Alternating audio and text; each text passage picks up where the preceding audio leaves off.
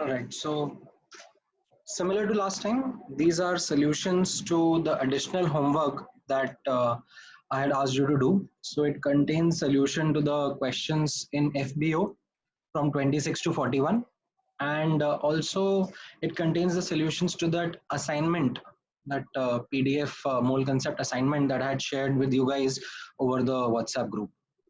All right, so I'll just quickly start with the FBO section. Right, in the FBO section, now as you can see, we are trying to answer the question number 26, which is a straightforward question that talks about how much carbon is going to be present in this much amount of K4 FeCN6. So it's a simple unitary method. You just apply the unitary method and get the answer. Isme there are not no formulas required as such. Like just in the end, where you have to, from the moles of carbon, you need to get the mass of the carbon. That is where just the formula is being applied. Then 27th question. It's a very simple question. It uses a very simple formula. It's just that you have to check each option. Go one by one. I think this should not be a concern for students. 28th is something which is again similar to a class example only.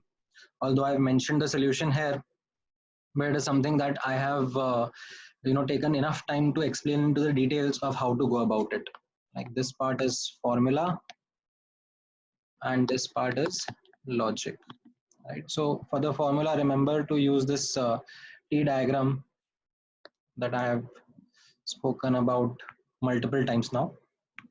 Now 29th is a question which again uses a bit of formula and logic. So as you can see, one of the important knowledge points is calculation of molecular weight of this compound.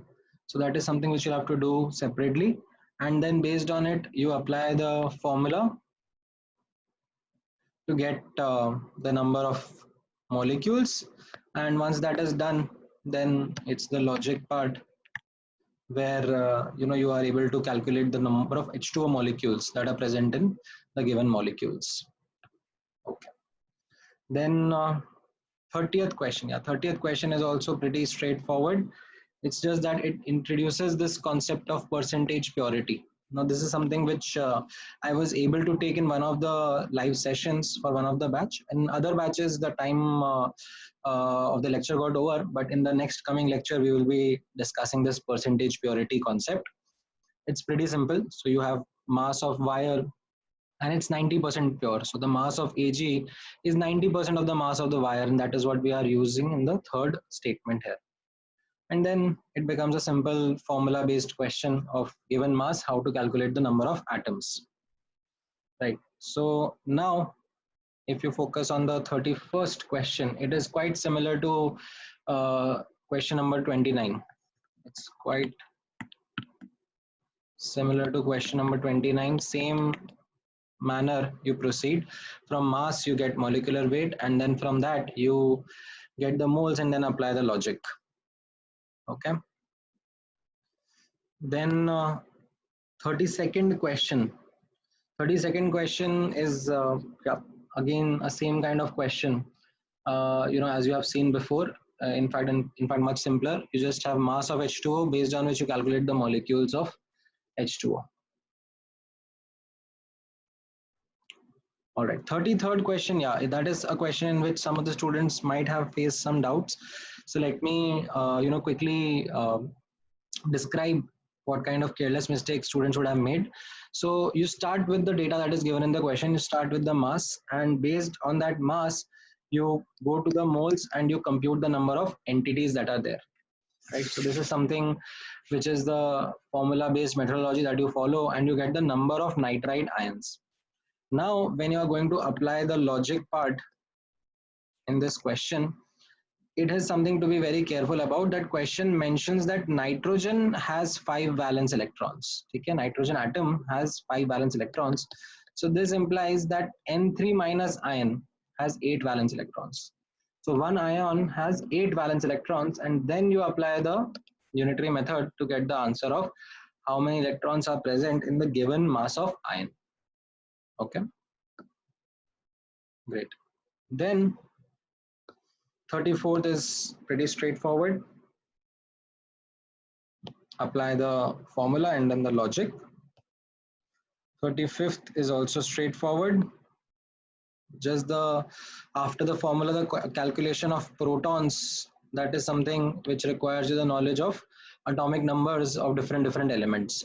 So magnesium atomic number is 12, and carbon is 6, and oxygen is 8. So based on that, you calculate the number of protons in each molecule. Otherwise, it's a pretty straightforward question in itself. Okay. Then 36th. Yeah, it's a good question, but this is something that we had discussed in the class, so I'm not going to reiterate it over here. If you want to view this question, then refer to the recordings of the Zoom sessions that we have.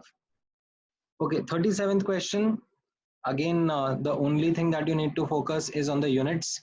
So 10 raised to the power of minus 3 is what needs to be taken care of, because 1 milligram is 10 raised to the power of minus 3 grams. So in our formula sheet, or this diagram, this mass that has to be used while applying formula has to be in grams. So do that conversion, and then based on that, you will be able to get the answer for each and every option, right? Because here the calculation number of atoms is required. This gives you the number of molecules, and then you multiply it by atomicity. Atomicity stands for the number of atoms that are there in each molecule. So after calculating the number of molecules, right, this circle part, this is going to be the calculation of number of molecules. You multiply it by atomicity to get the number of atoms. All right, 38 was also a good question, and it has some clarification behind it, which again I discussed in the live session. 39th. All right, so coming to the 39th question. Yeah, it's a pretty straightforward question. It does not even require you to do much. You just have to solve the option A and you will get the answer, right? 40th is also simply based on logic only. There is no need to apply formulas as such. Just look at the formula that each molecule. Oh, my bad. I think I made a mistake here. It's actually not 8, but rather 12 atoms. All right. And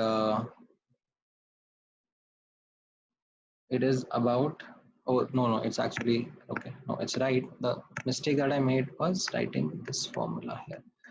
Okay, Mg3PO4 whole twice. Now, one molecule does contain 8 atoms, and then 1 mole will contain 8 mole oxygen atoms. So how many moles will contain 25 or 0.25 moles of oxygen atoms? You just apply the unitary method and you will get the answer. All right, so these were the questions based on the FBO assignment that we had. Now, or FBO homework that we had. Now coming to the mole concept assignment. Right, so let's quickly go through that as well. It required, in some questions, it required some, knowledge about a straight line graph, or reading tan inverse. So those are some concepts which you will come across when you are going to study in the respective chapters in maths. However, this question, assignment is something which primarily tests your ability to comprehend questions. Okay, the concept underlying is pretty simple, but are you able to read a 4 or 5 line question and comprehend it and break it down into what is being asked and what is being told, or what is being given? So that is something which is the primary learning from this assignment. Okay, otherwise the entire assignment is based on a simple law of conservation of mass. Almost all the questions are based on that only. So when you are reading the question, the skill that needs to be honed is articulating, or clearly writing in a crisp manner what is being given and what is being asked. So when you look at the first question, you have reactants जिनका data आपको दिया हुआ है and products, इनमें से एक का data missing है. So you just apply mass of reactants consumed is equal to mass of products formed and you'll get the answer. Right, second question, again a lot of English, like you are being given that there is a zinc core, then it's H2SO4 solution. So that's what these are reactants. And then once they are done, the product that you have is H2S gas, which is being liberated, and whatever remainder solution and undissolved material is there, that is something that is present, and the data for that has been given as well. So mass data for zinc ore and the solution with undissolved material has been given directly. For H2SO4, the mass data is given indirectly, which you just have to compute using volume into density. And as a result, you can determine the unknown mass of H2S by again applying law of conservation of mass. Once you get the mass, again, based on the density data, you can compute the volume, right? So these are some things which, you will get to solve when you have to do a little back and forth with the question. ऐसा नहीं कि एक बार में question read कर लिया तो अब आपको solution पूरा strike हो जाएगा, ठीक है? That is not the way in which things are going to proceed going forward. You might have to do back and forth, read the question once, then write down जितना समझ में आ रहा है, then go back again, read the question and see if all the data has been utilized or not, what is it that we need to do to proceed ahead. So this is something which is going to be the way of solving, say a couple of weeks down the line when we start doing analysis of reactions. Okay, then third question is again straightforward. Talks about aluminum powder and iron oxide giving iron and aluminum oxide. So the catch here is that it's an incomplete reaction. You get to know after reading the question. After reading the question, you understand, that some of the reactants are left. So again, law of conservation of mass is applicable. So whatever the initial mass of reactants was, that is equal to the mass of products formed plus whatever the mass of reactants that is left. Okay, or you could have taken this on this side, right? You could have just said that mass of reactants consumed, which will be initial minus the leftover, and that will be the mass of products formed. So whatever way you want to think, and then just comprehending the English of the question, you will know how much is which species. Now these are the reactants, aluminum and iron oxide. These are the products, iron and aluminum oxide, and this is some of the remaining reactant. So based on it, straightforward question. Fourth question is like just too much, technical terms. There are new names of the compounds that are there, but otherwise when you read the question, it is very simple. You just have to match density. So mass and volume are given, you find out the density and it matches with that of chloroform. So that's your answer. All right, fifth question is a good question. Now conservation of mass is something which always happens without fail, but conservation of volume, it is something which sometimes happens, sometimes doesn't happen. So this is something you will find questions based on it sometimes, maybe in some test somewhere, right? In this particular question, it is saying that volume bhi conserve ho raha hai, as in the volume is addition of what the original volumes are. Okay? Otherwise, conservation of mass is always there. Conservation of volume is not some kind of a standard law. Okay? So in this case, now when we are adding ethanol and water, you are given mass of the mixture and volume of the mixture. So we started by assuming, say, M1 is the mass of ethanol and M2 is the mass of water. So these are two variables. So we got the first equation by conserving mass. And now look at the second equation which we are getting by conserving volume, right? It talks about volume of ethanol plus volume of water will be volume of mixture. And volume, as we know, is mass upon density. So we are given individual densities of pure ethanol and pure water. So we just use those densities to calculate the volume in terms of M1 and M2 and then form the second equation. Now it's simple, two equation, two variable, you solve, you get the answer. Okay. Then sixth question. All right. I would require, some time to digest this question, comprehend this question, because it is not something which is a very easily worded question. So after reading the entire thing, what I understood as the overall process is it's about evaporating water. Okay? So you had something input and you have an output, right? And the difference is that water ka mass changes because it is the water that gets evaporated. Now the common sense which also is involved in solving this question is that the solid का mass is not changing. Solid जो भी आपका solute था, ठीक है, that does not change. These are the key aspects basis which you have to solve for it, right? So you are given that 100 gram of input is there and it is 4% mass concentration, ठीक है, 4% by mass उसमें solid है. So that means there is 4 gram of solid and 96 gram of water in the initial feed that is going in. Now that 4 gram of solid remains 4 gram only. That is something which, as I described above, is not going to change because the process is just about evaporating water. Now say x grams of water is what is left in the output. Okay, whatever was to evaporate, that got evaporated. So the output is now 4 plus x grams. Now in order to solve x, you look back into the question. Okay, when we look into the question, we understand that the output has 25% by mass of the solid. So this will now help us form an equation that can solve for x. So mass of solid is 4 and the total mass is x plus 4. This is going to be 25 by 100. This is the equation that helps you solve for the mass of the water. And now based on it, you can see how much water evaporated. It was 96 grams initially and 12 grams now. So 84 grams actually got evaporated. So it's a good question. It's, I would say, a difficult question, especially at the stage that you guys are in right now. So look at the solution multiple times, comprehend what I have said. The key summary is that it is the water ka mass that changes, the solid ka mass remains the same. Okay? That is the key concept behind this question, and remaining is the problem solving methodology, how you neatly write what is given and what is being asked. This is a skill which you will have to develop over time. Now coming to the seventh question. Seventh question is something, it requires some knowledge of graph and inverse trigonometric relationship. So when you have a graph between y and x, right, and it's a straight line graph, then the equation between y and x is y is equal to mx plus c, right? It's a straight line graph where this m is actually the slope of the graph.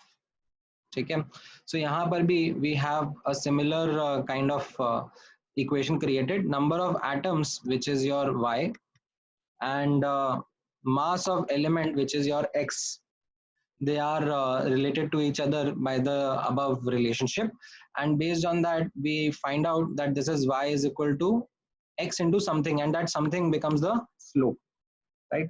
And as you know, for a graph, the slope is tan theta, for which the data is again given in the question, based on which we equate the two and get the atomic mass.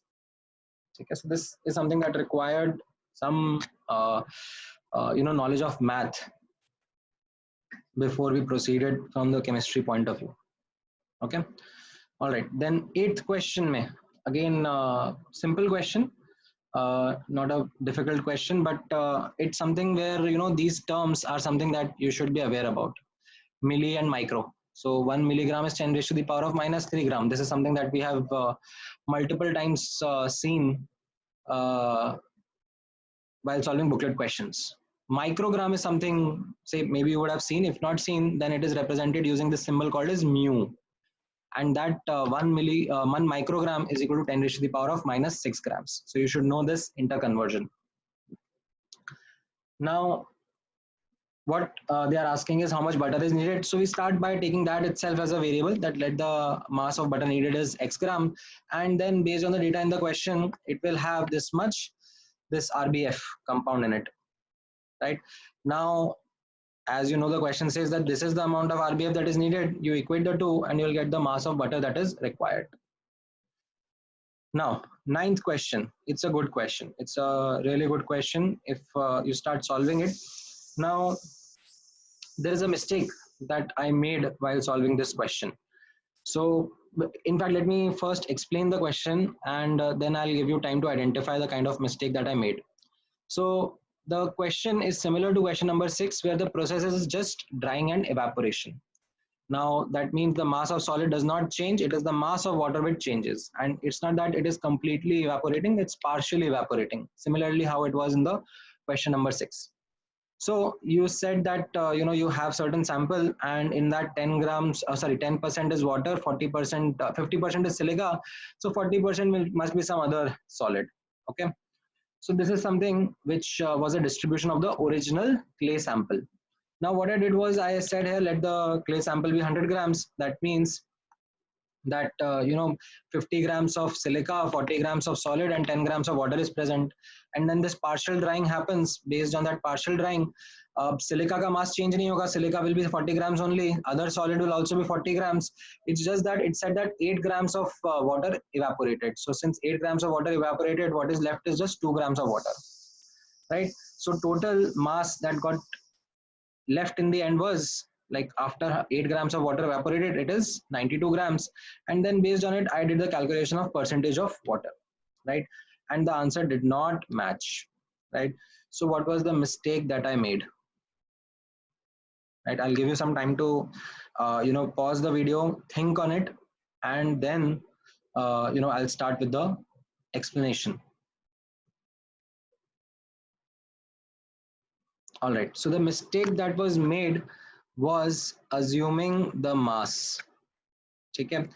When in a question some data, hard data of mass is already given, right? As you will notice, right, in the question, 8 grams of H2O evaporated. See, this is hard data that has been given to you. Now, assuming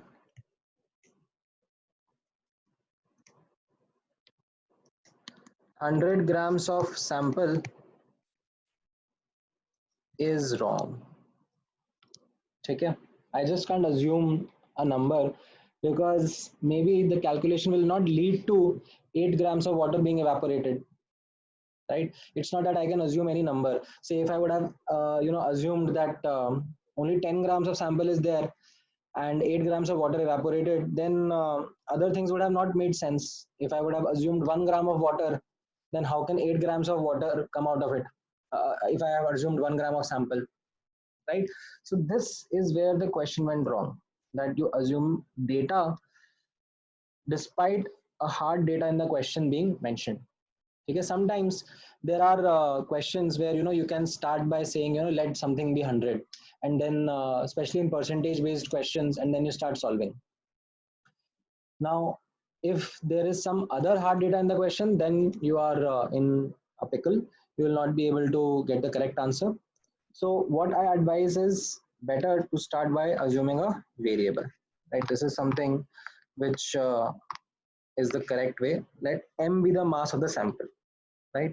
and कभी हिचकना नहीं चाहिए variables लेने में. हो सकता है variable solve हो जाए, हो सकता है वेरिएबल कैंसिल आउट हो जाए, right? This is something which is again a very very important I would say learning concept when we are going to do problem solving. A lot of times students are stuck with how to start. Question पढ़ लिया but like ऐसे एकदम strike नहीं कर रहा कि क्या formula लगाएं. So you should take a start. ठीक है, gone are those days जहां पर आपने क्वेश्चन पढ़ा और पढ़ते आपको सोल्यूशन पता था और अब अच्छे हैंडराइटिंग में लिखना शुरू कर दिए. अब आपको थोड़ा सा सोचना पड़ेगा because you are going to come across questions जहां पर हो सकता है that after writing the first step आपको नेक्स्ट स्टेप स्ट्राइक हो, फिर नेक्स्ट स्टेप स्ट्राइक हो. You do back and forth between the question कि आप रीड करो कि अच्छा ये दिया है इससे ये लिख सकते हैं, फिर ये दिया है इससे ये लिख सकते हैं, and in the process you might be required to assume certain variables. You will, trust me, you will find this happening a lot with you, and the sooner you get comfortable with this, the more you start using your pen. As I said, pen chalao is going to be an important motto of how we are going to solve questions. जितना pen चलाओगे उतना आपको clarity आती जाएगी. आप expect मत करना कि आपसे हवा में questions होने हो जाएंगे. All right, so yeah, coming to this question, so you just follow the same methodology. The only thing that you did was instead of assuming the mass, you took a variable that okay, this is m grams of the sample. Now once you did that, based on that you are now doing the calculation that silica, other solids and water are this many grams, okay, in terms of m only. And now water is 0.1 m minus 8 grams, okay, whereas the other substances, the solid substances, silica and other solids, they remain the same.